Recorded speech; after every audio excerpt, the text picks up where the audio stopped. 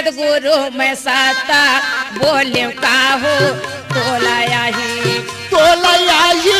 कैसे जाने पिता सतना में बोलो काजी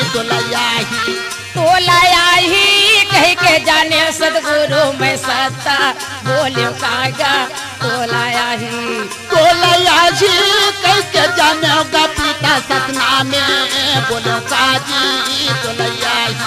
तोलाया ही कह के जाने सदगुरु सतना में बोले कागा तोलाया ही कैसे जाने